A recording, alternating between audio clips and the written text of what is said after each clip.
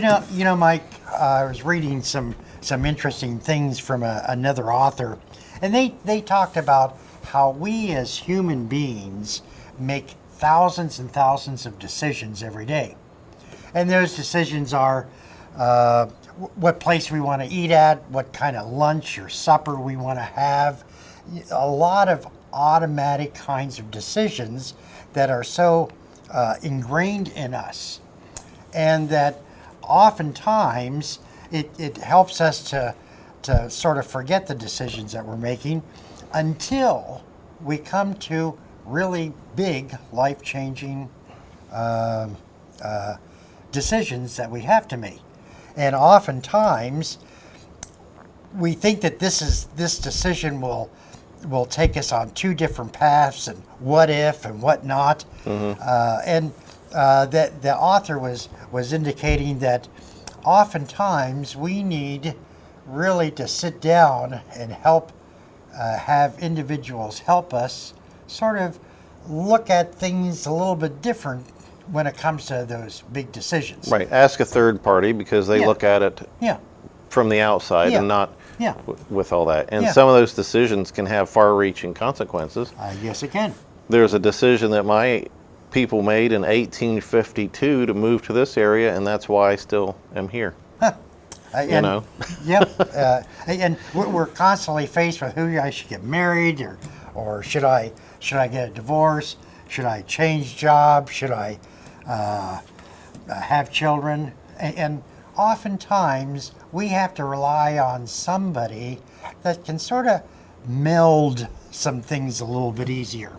And today's guest is one of those individuals that help. She calls herself a holistic healer, but I think she's more than that. I think she's one of those mentors that allow some of the spirits to come in. Would you say that you're intuitive, or? Yes, I would say that. Yes, intuitive, but also connected. So I channel. Okay. So my guides are with me, and before any client arrives, I tune in to my client, their higher self, and ask their guides and my guides to connect, to give me the best reading I can give, or whatever I'm doing for that person. This is Dee Taylor-Mason. Dee Taylor-Mason comes from England, who works with all different kinds of individuals throughout the world via Skype, or you can come and visit her. So Dee, welcome. Thank you. Lovely to be back with you two again. Thank you.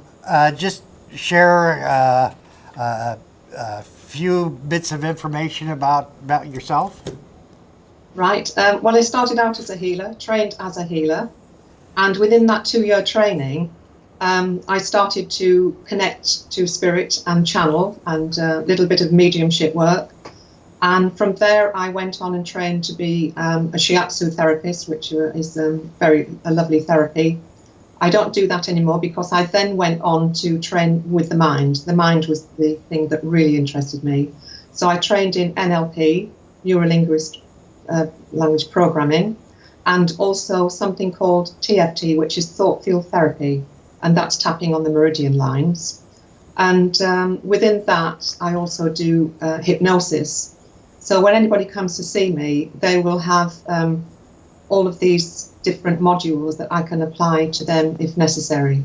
And so it's quite unique, really, having all of that to put into one place, and it seems to work very well for me. What kind of hypnosis do you do? I do the QHHT method. Yeah, clinical hypnosis, but I also do the regression, which is going on a different level with the regression. And I use that if somebody's stuck with an ailment. Sometimes if you regress to that particular point where it was originated, then it removes that energetic link and removes the problem in this lifetime. So that's been quite remarkable, actually, discovering and working with that as well. Now, when you do a regression versus the clinical type of hypnosis, is that a different method? Because I don't do the clinical. Yeah, only in that, I mean, the initial induction and all of that is the same. Okay. But when you go on to do the regression, no, I would take them like most people would do, take them in a nice deep state. And then they would open up a door and then go through this door, and then we would see, and they would describe. It's very much when you're doing the regression, it's very much to keep it clean and let them, you ask a question, but you're not putting anything into their minds. So they are answering and seeing what they're seeing, and then you move on. Sometimes they don't see anything, so we just can't move on with that. It's an interesting therapy to use, but when it's working, when we got to the right place, magic happens with that. Half the time I end up there in black space or something, and so it takes a little bit more work to move them on from there. But in the clinical type, are you just making more suggestions? Because whenever I'm doing my method, I only ask questions. Yes. I don't push anything or make any suggestions. No, that's it. It's just intuitively, I know where to go with that as well somehow, because I've tuned into the guides. And so, yes, you are just working with a blank canvas from this side, but from their side, it is all given. And you have to be aware of their body language. You've got to have a good rapport between them, so you're kind of mirroring each other, all of that, Mike. Right. And that's how it works for me. And my question, I just wanted to emphasize, when you take someone back to where they started that illness, Yes. Two questions. First of all, is the illness a result of our negative thinking and it creates a block? You could have gotten hit in the head with an axe, and now you've got migraines, It could be. I'd like to describe to you is a lady who had been coming to me for healing in my early days, really, and she had something called ME, which is a very strong fatigue, and it was almost like I was putting a band-aid on it. We were getting her energies level up so she could work, but we weren't moving on from that. And I noticed that on a few occasions she was having this little cough, like this kind of thing.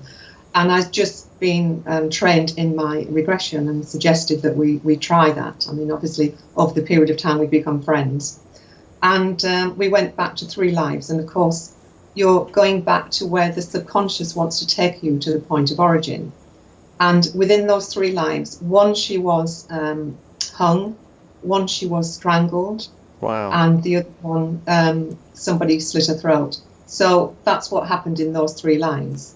So then within the therapy, I would take them to the death of that, find out what was learnt within that time frame, and then we take, depending on how much the trauma of that each lifetime affected them, I would go back maybe 3 times just to clear it completely.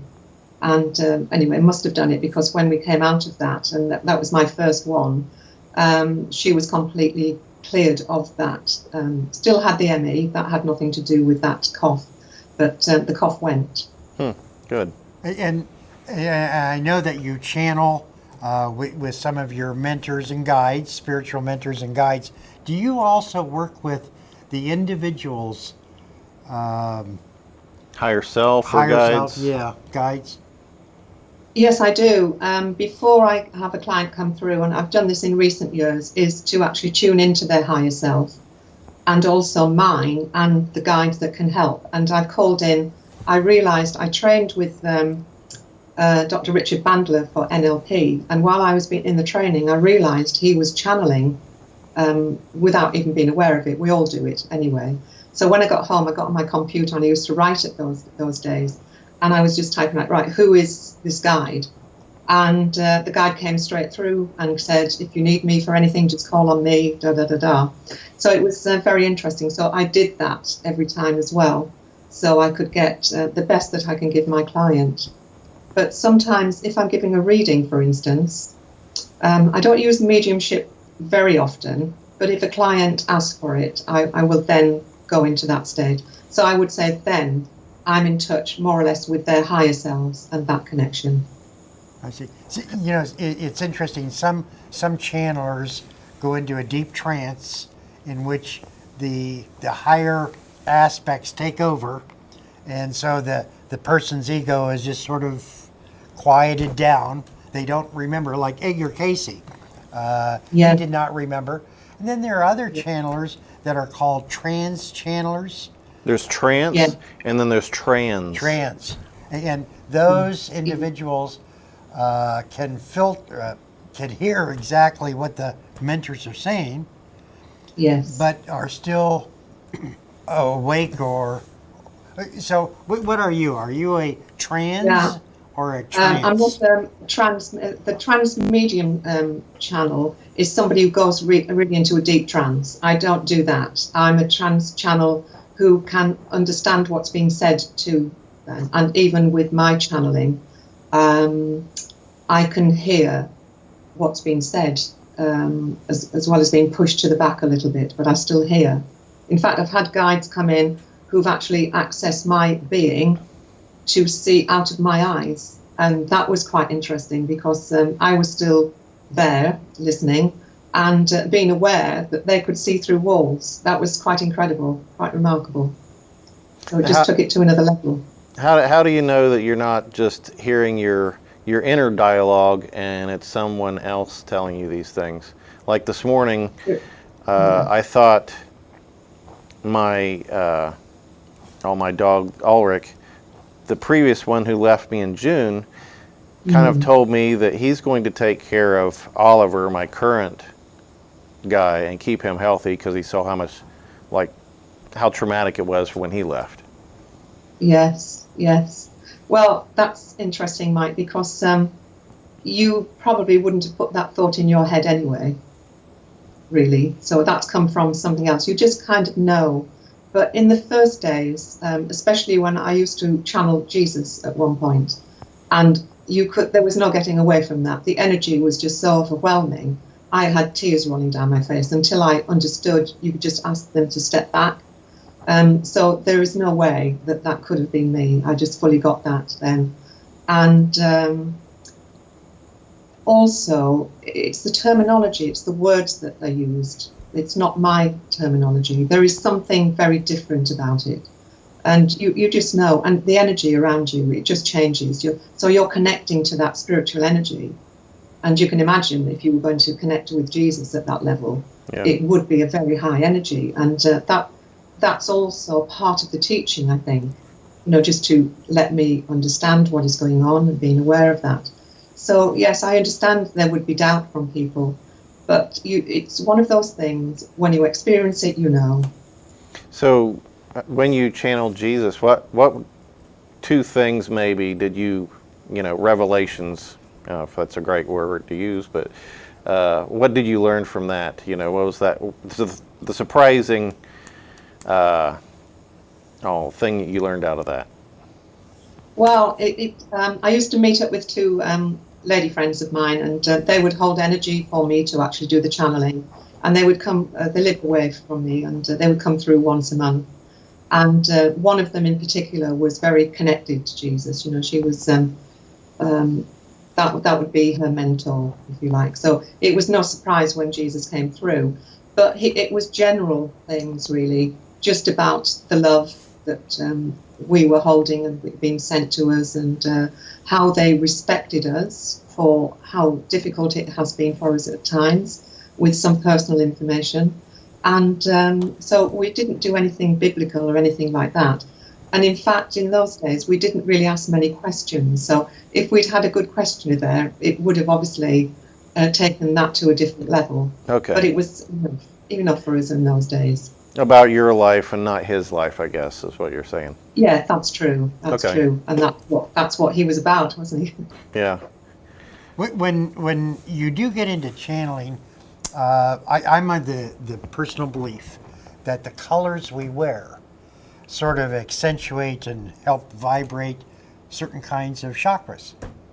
And that do you find that when you're in the channeling mode with individuals that you're working with, that the colors they wear or the colors you wear help to accentuate certain flow of energy? I would say yes, but it's not that important, really. I think it's the energy of the person who's sitting there. But if I see somebody wearing black, and they've come depressed, I know that, they really need some help. Yeah. Like a lot of so these emo kids. Yeah. But I mean, I wear black. But it was strange this morning, getting ready. It was like, no, I needed to wear this colour. I was saying, oh, no, I'll wear that. No, wear this colour. So clearly, this was right. And for me, this represents spring now. So it's almost like, yes, we're getting into spring and summer.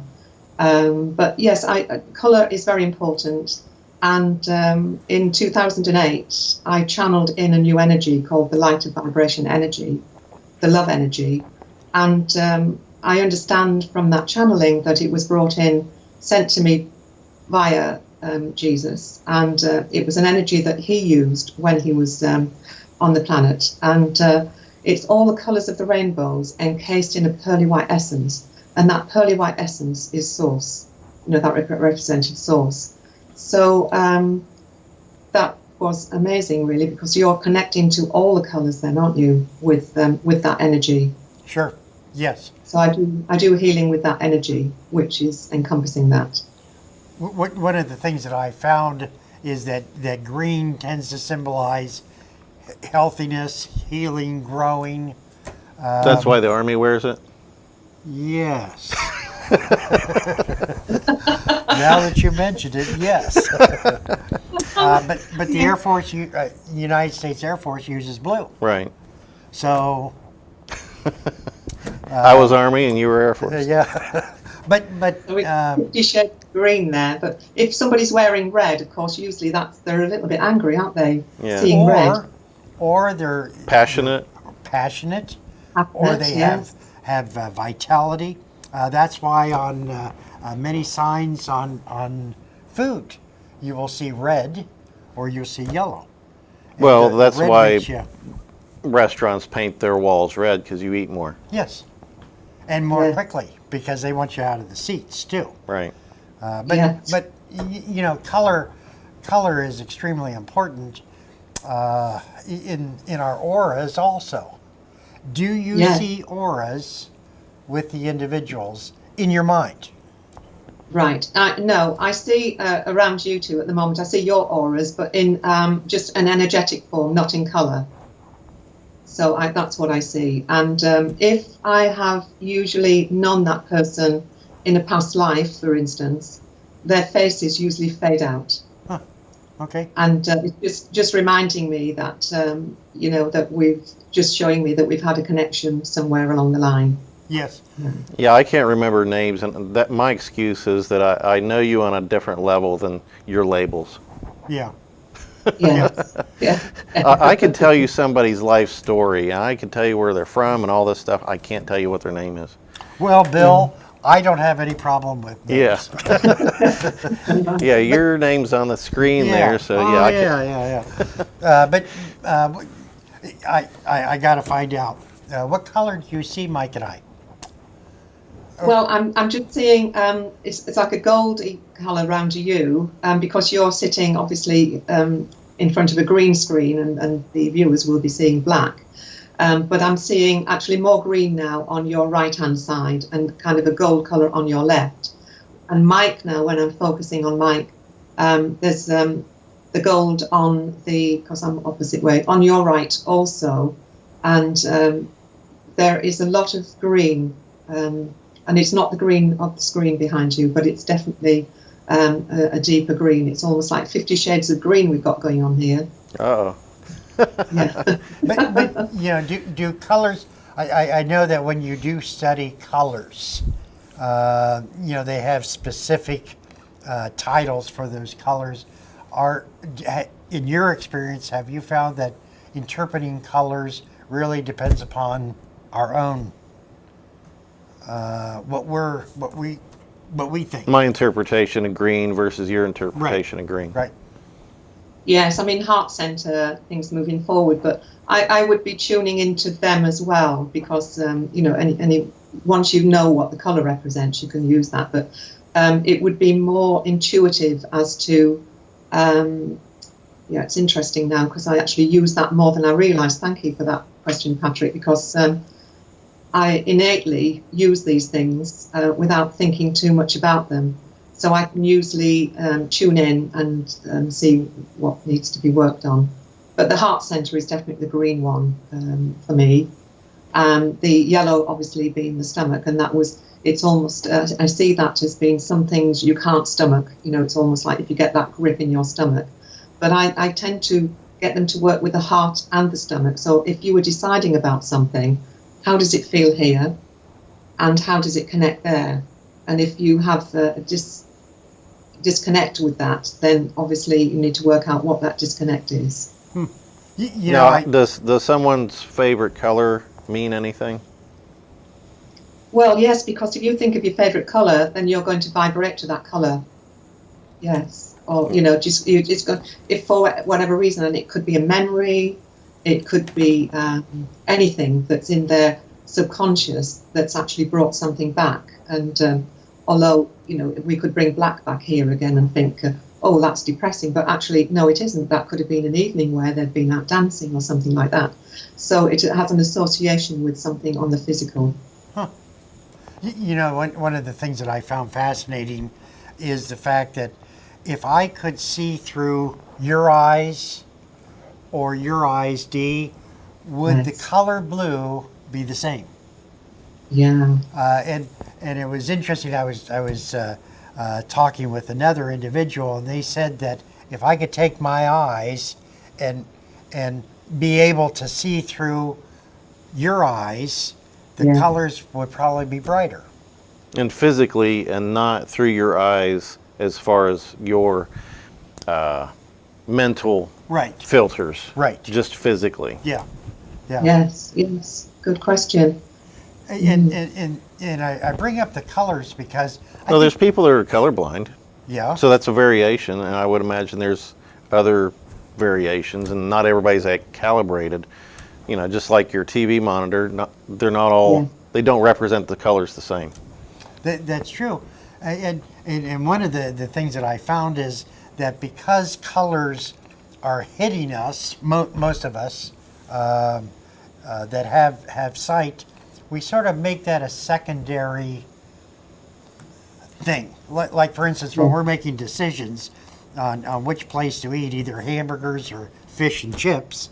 Pizza. Yes. Pizza's good.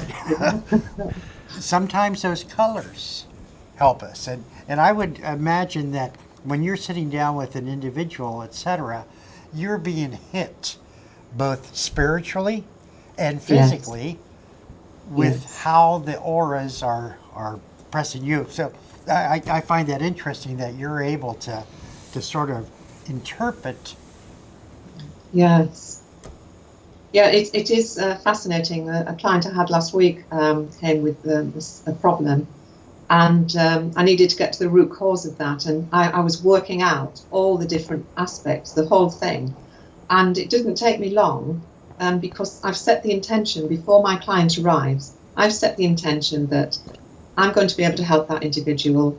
I am going to, she, as it turned out this one lady was, is going to go away happy with what has happened and have a change of energy, a change of energetic field within the work that I've done. And I think that's a lot of the work, setting the intention and calling in my guides. And of course they're working with me. They're never that far away from me, and they're going to help. They're not there to trip me up. They want me to do the best I can. So I feel the only thing I can say is actually I don't know what it's like to be any different. I've worked with all of these energies. I don't know what it's like to not have all of those senses working at the same time. Now, when you do your hypnosis, do you have them prepare beforehand any particular way? I tell them, no drinking coffee and eat a little bit so you're not hungry and some different things. And, sometimes I'm almost sabotaged because they'll come to me right after a fight with their significant others. They've had coffee in the morning and all these things. Okay, now I've got to overcome all that. Yeah. Well, I think, Mike, it's by the setting of the intention, that's kind of worked for me already. I've not really had that problem, apart from a lady I had last week for weight loss. I asked her if she kept a diary of the food she had and what had she eaten that morning, and she'd eaten biscuits and crisps and chocolate, knowing that she was going to be helped with her diet after that. And so that actually helped me, because when I was speaking to her about what foods did she most like, she said, I like everything. Yeah. Well, having had those things, I eliminate them from her. I was able to take that away with NLP. So she hasn't eaten them since. So chocolates, biscuits, cakes and crisps, she hasn't eaten for a whole week now, and has no desire for that. Yeah. So I can take that away. Some people I have, I've had like probably 3 that's come to me that like have anxiety issues, and then dealing with them, trying to get them calmed and relaxed enough to go into trance is very difficult. Yeah, I have that. In fact, what I've learned to do just in recent weeks is when they arrive, if it's a new client, they're usually in a state of anxiety. So that's when I will just say, how do you feel about being here? And then they say, well, I'm a bit nervous. So that's a great start for me, because then I can start doing the tapping, which is thought field therapy for the anxiety. So get their anxiety levels down, and then they're relaxed. And then, you've built up a rapport with them, and then you can start. Yeah, it's good. Makes good sense. Yeah. It's interesting that you also work with, besides tapping, affirmations. Yes. Tell us again about affirmations and how they assist. Yeah, these affirmations have been around for years, and we've had some great teachers in the past who've written, brought the books out for us. Louise Hay, for instance, and so I think most of us have heard about the affirmations. But what I came across recently was somebody who was describing the voice of affirmations. So we live in a vibrational field, as we are aware, and so you've got the vibration of your own voice. So I thought, I'm testing this out, and I'm very fortunate to live by the beach here, and often when it's nice weather, I'll walk along. And the first thing I do is an appreciation and gratitude. So I'm walking one way, just doing thank you for the sea, thank you for our seasons, which are contrast and all of that, anything that's happened in the day. And then on the way back, I will do some very strong affirmations, and for a whole 5, 10, 15 minutes, something like that. So my time is taken up doing that. And this is since Christmas, really. And since that's happened, remarkable things have been happening. And one of my affirmations is that my diary is full of fun and work, and I have a waiting list. And that is now happening. So it's so simple. Everyone I meet, I talk about this, because my aim really is about empowering people, giving them the power to actually take charge of their lives. And it works even if you don't believe it, because what you're doing is actually sending out that energetic call out to the universe, and your mind doesn't know the difference between what is real and what isn't. But when you focus your intention on one thing over and over again, that's what's going to come back to you. So you've got to be very careful and selective with your mind of the thoughts that you're having. Objects also have energy. For instance, let's take money. Money has a tremendous amount of emotional energy surrounding it. People are desperate for money. People want more money, so they put in all kinds of energy. Or they think it's the root of all evil and all that sort of thing. Yes. Or it's a tool. And so in the affirmations, if I'm hearing what you're saying correctly, we don't ask for money, we ask for the lifestyle that good finances would bring about. Am I correct on that?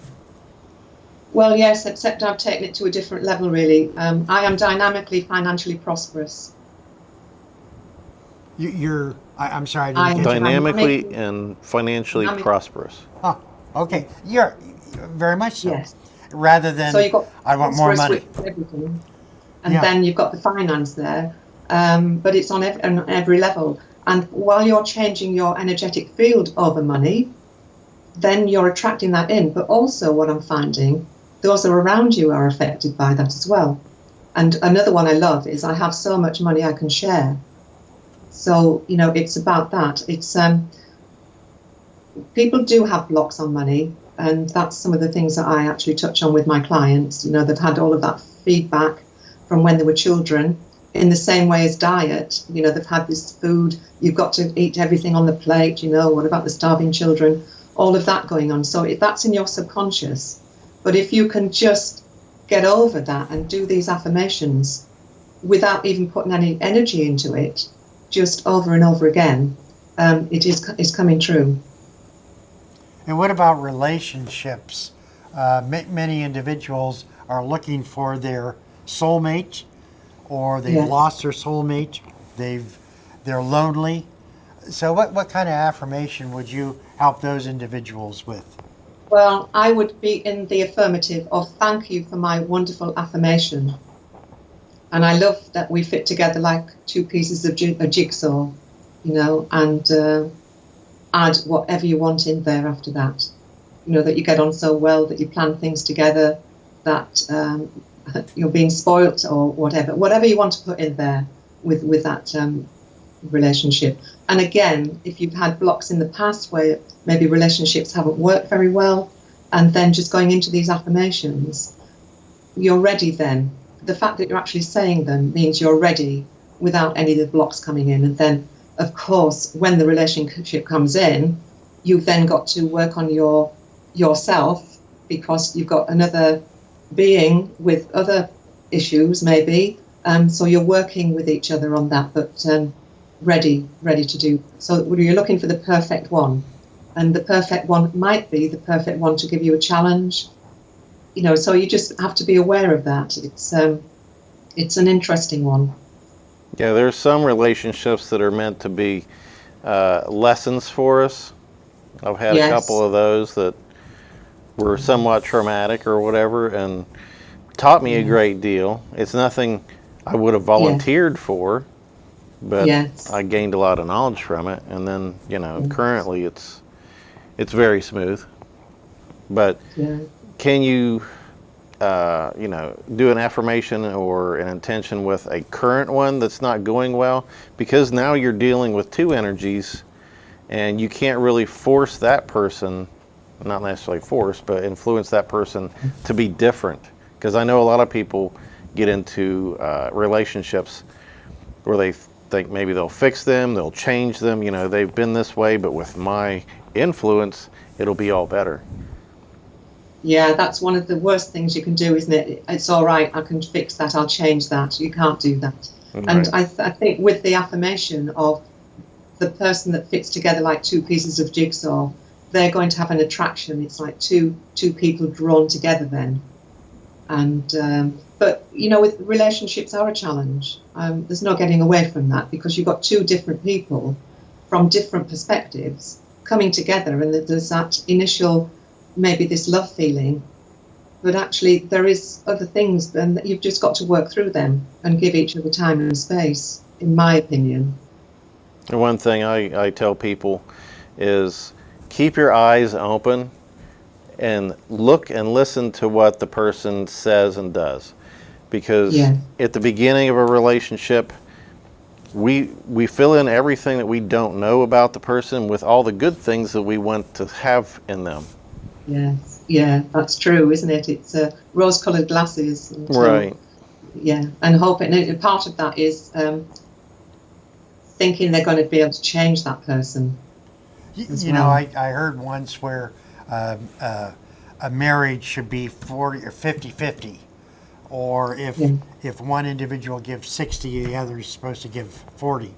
But I also found that really marriages should be 100-100. Right, exactly. I found that we will never be 100% satisfied with our mates, with our job, with everything that we do. It's getting to that 80%. If we can. And don't count And don't measure like, well, you did 75% this week, you know. Yeah. It was 72. Yeah, but And it, yeah, that's, it's Because maybe this just week I'm 80 and next week I'm 60, yeah, and you know, it yeah. changes. And it's the other thing is, when the relationship is established, not to lose yourself in that.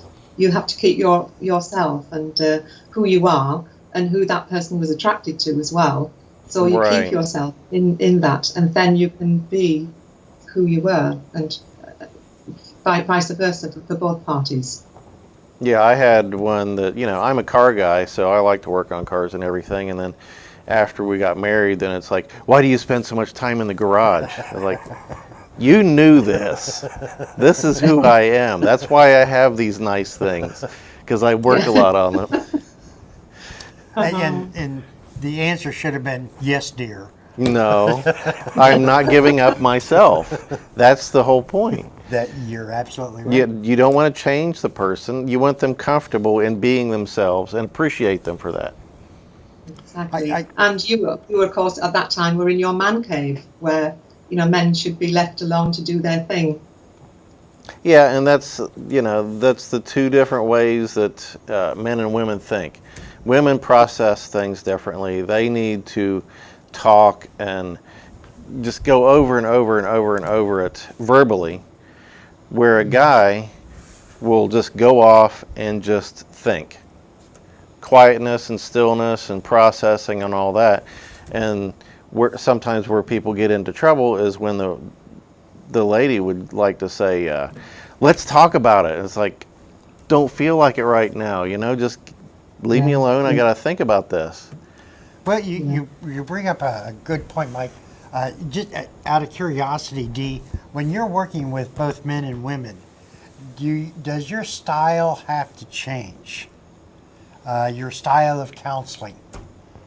Yes, it does. My verbal, the spoken word changes. I tend to go into mirroring the guy with his language, and language would change definitely. Whereas I'm speaking to a lady, it would be gentle. To a guy, I would just pick up on who that was, and sometimes I would use some strong language, and I could just see them. Oh, she's human, that kind of thing. I just weigh that up really, just to see where we are, what's going on here. But I do work differently with men and women. Yeah, the guys appreciate raw honesty, I think, sometimes. Yes. And yeah. I think the trouble and the way you have to be gentle with women is they put up a facade or a protection, and they put out what they want you to see, possibly, and you have to get through that.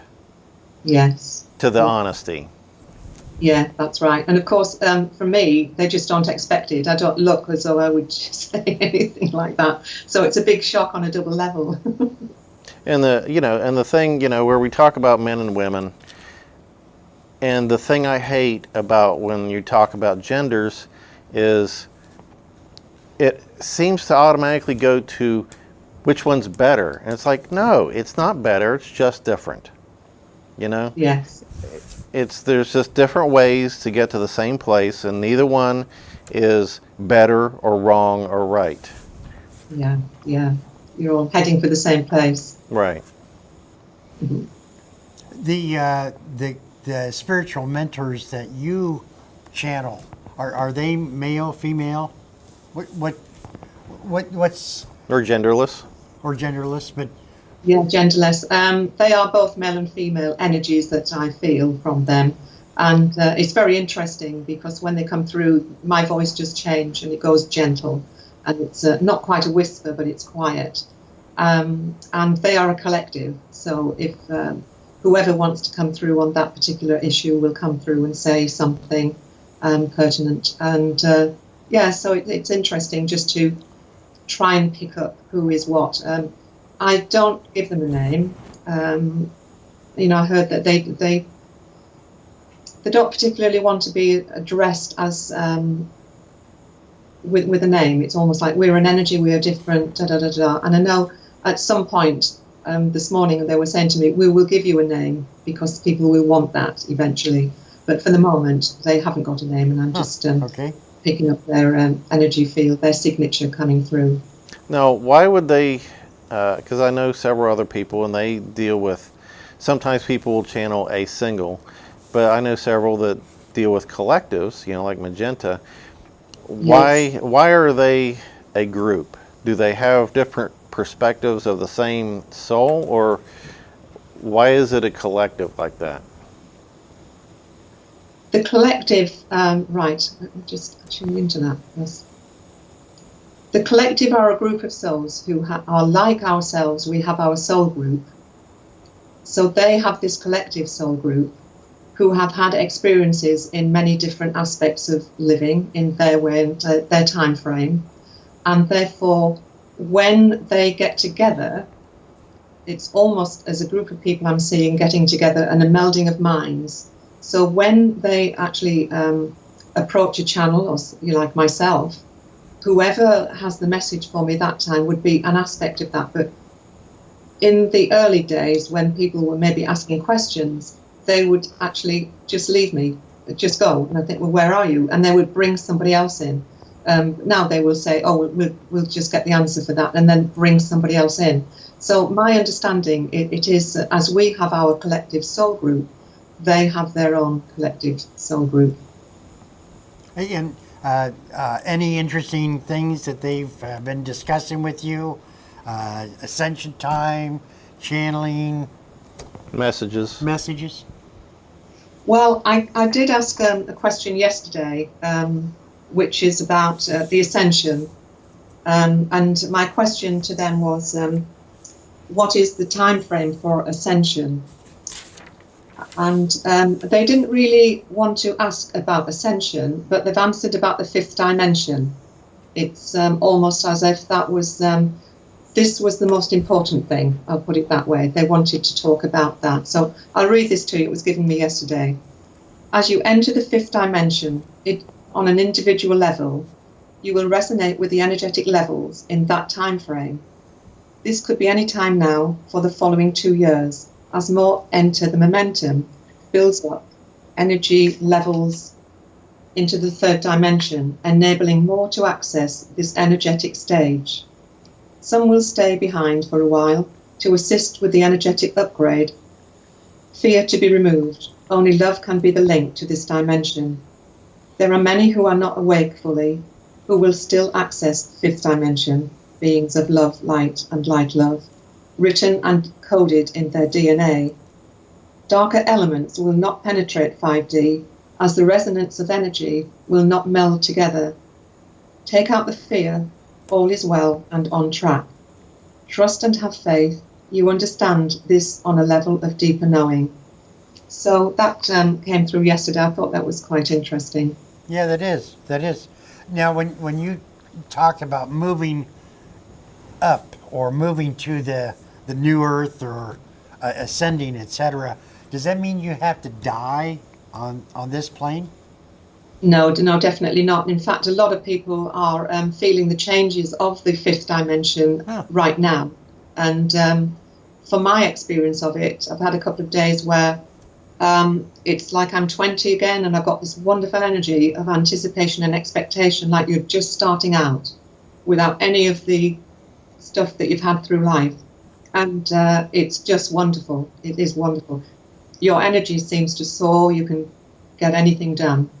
And I've had 2 or 3 times like that, just to give you an idea of what it is, because we've got to adjust to that energy and hold it eventually. So therefore, we will be going into the fifth dimension. But I thought also what was interesting, which I've heard quite a lot along my travels for myself, is that there will be some of us stay behind to actually help the others raise that vibration. Just to get them on that final little bit out of the fear. It's the fear that seems to be holding people back. And with all the things that are going on on the planet at the moment, it's easy to get yourself wrapped up in a negativity, whereas we are here to now, in this time frame, to take responsibility for ourselves and get everything cleared and get ourselves into that perfect place. So it's been a challenge, and everyone has been having their challenges, especially the the last few years we've had all of these energy changes, and of course they've caused changes on the planet as well, as we're changing, and we should be really giving ourselves a pat on the back for what we've had to deal with and how we've come this far, and the rewards are going to be wonderful, I believe. So if we ascend, does our body disappear? Or Well, do we? It's a slip sliding into another dimension. As we're in the third now, we slip into the fifth, and no, we're still in these bodies. That's how I'm seeing us, still in these bodies. Yeah. Yeah, I don't know. I think I've kind of let go of fear. I know there's a lot of fear in the world with the leadership of the world, whether it's the United States or Britain or whoever, or Russia. People are so scared of what might happen. And, I try to tell people, you're not going to make any good decisions when you base those things into fear. Yes. I have a lot of trust now that, there's things that concern me, but I have a trust in the higher power that it's all going to turn out as it should, in a good way. Yes. In a good way. It's breaking down, isn't it? Breaking down those old paradigms. That's what's going on here, which is painful.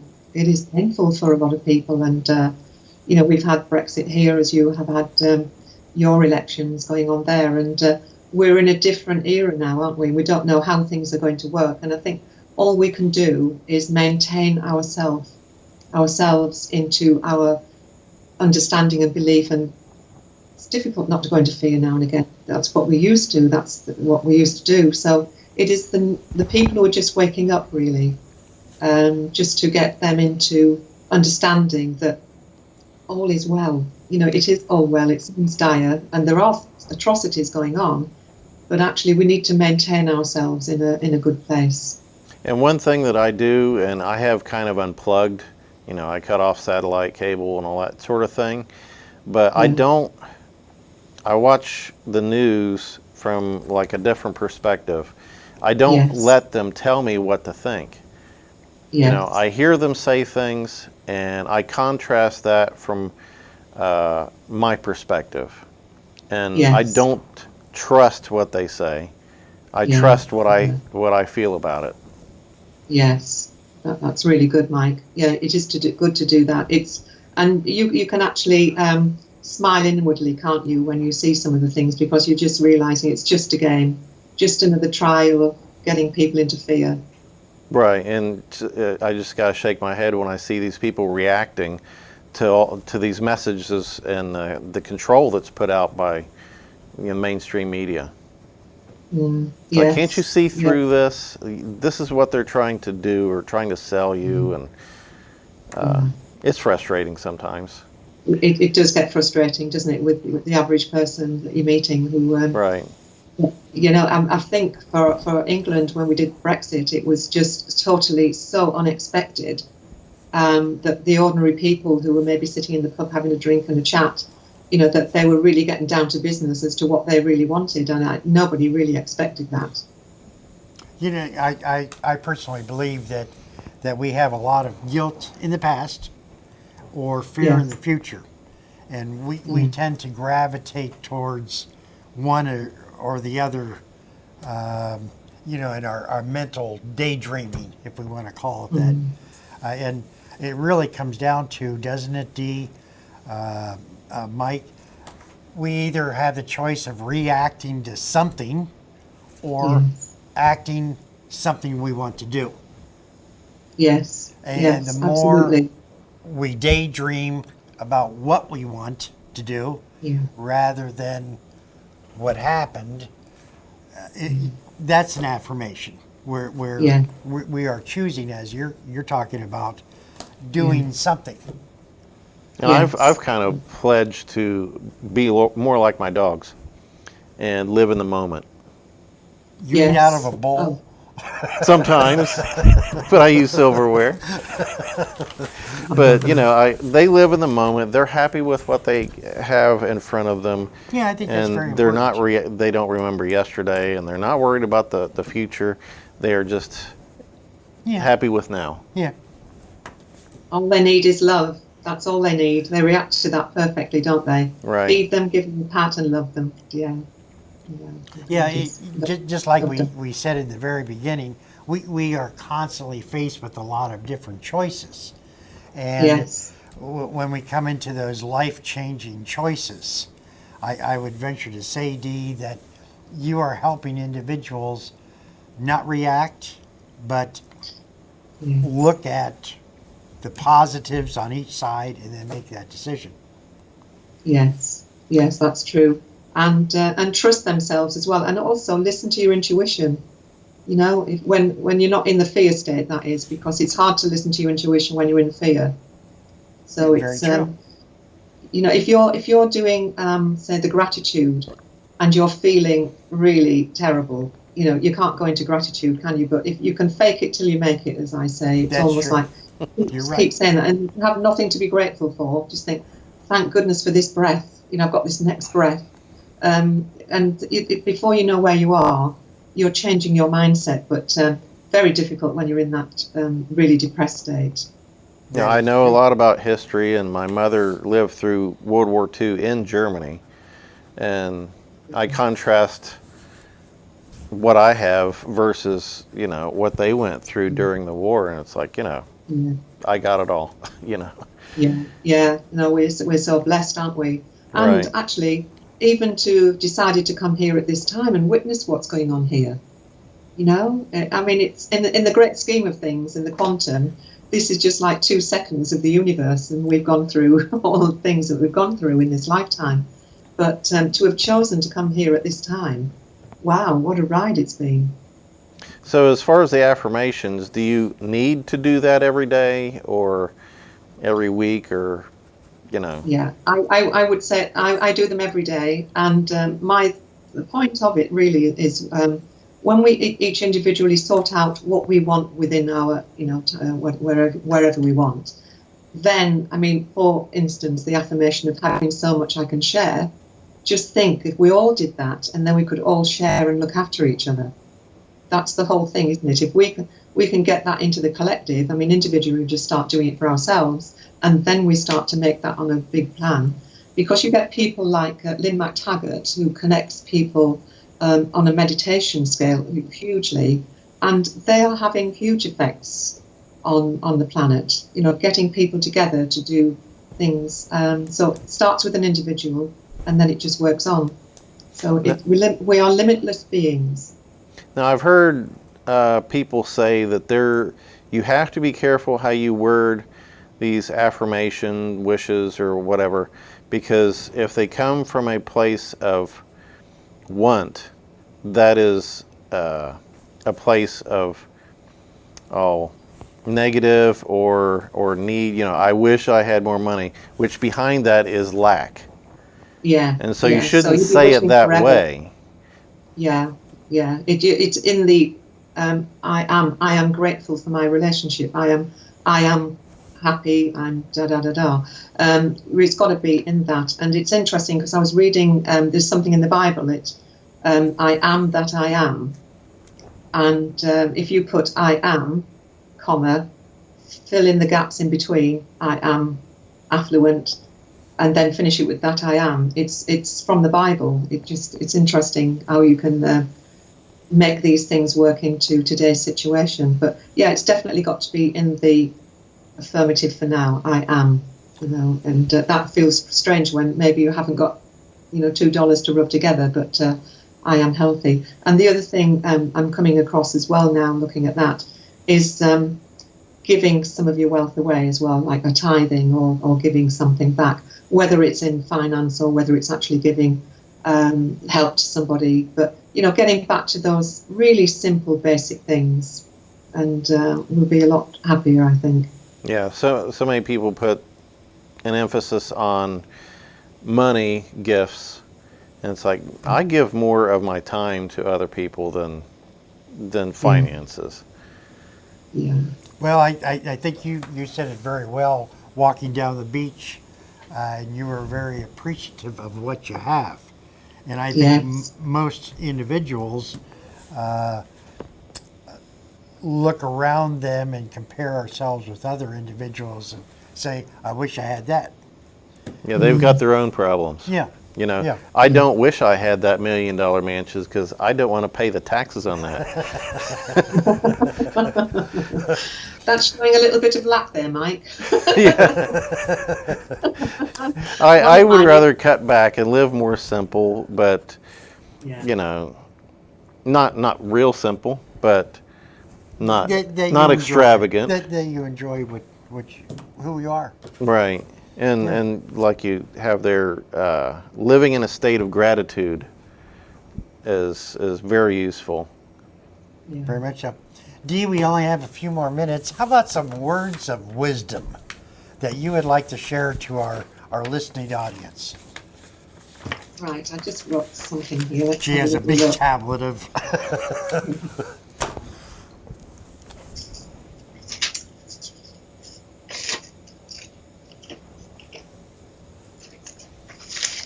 Yeah, well, my wish for everyone is to be in the perfect place of power.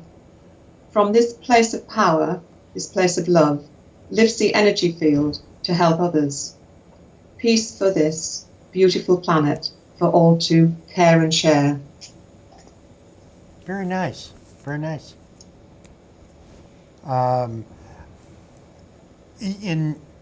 Was that channeled in? Was that you? Was that your higher self? That was me. I think it was me with my higher self.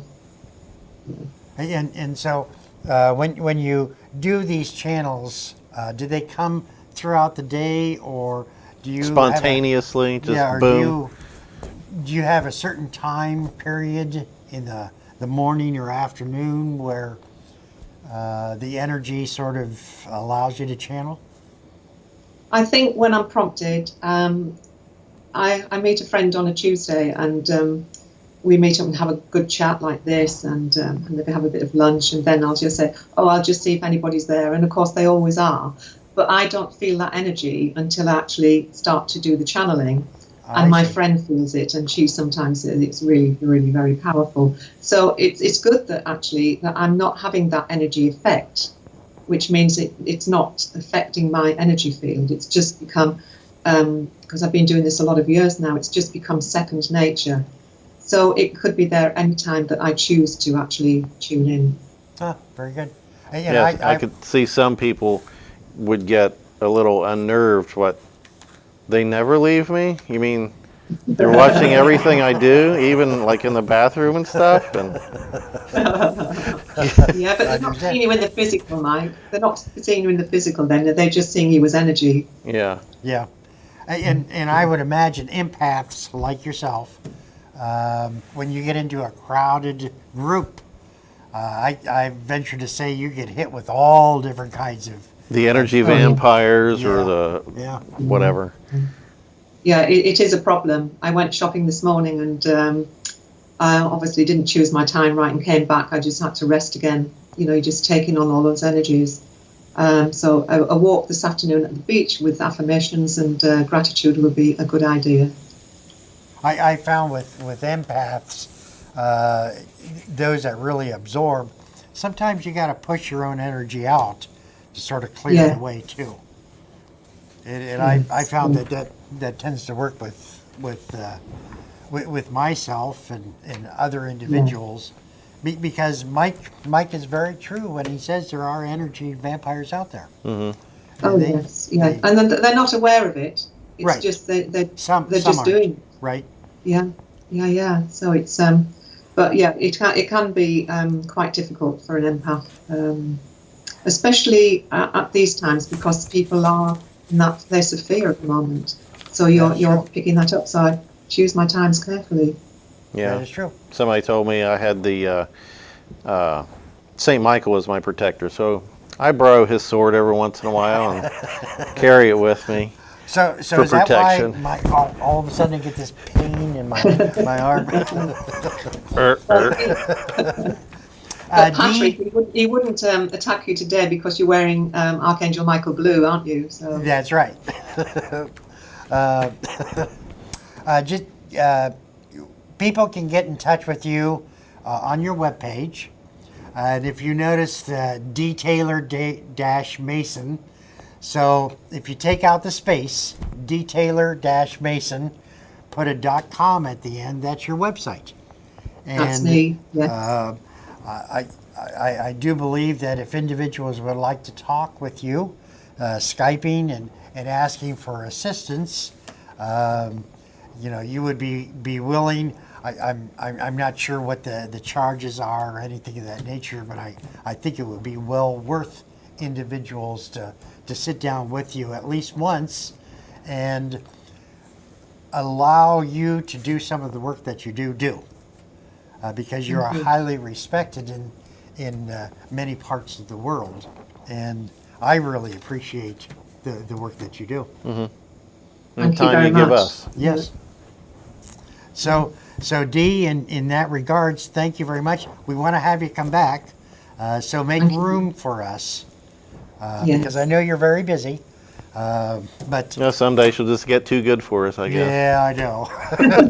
Oh, they're calling again. No, we really Been a pleasure. we really appreciate your energy and your good thoughts and affirmations. So, Dee, on that regard, thank you again.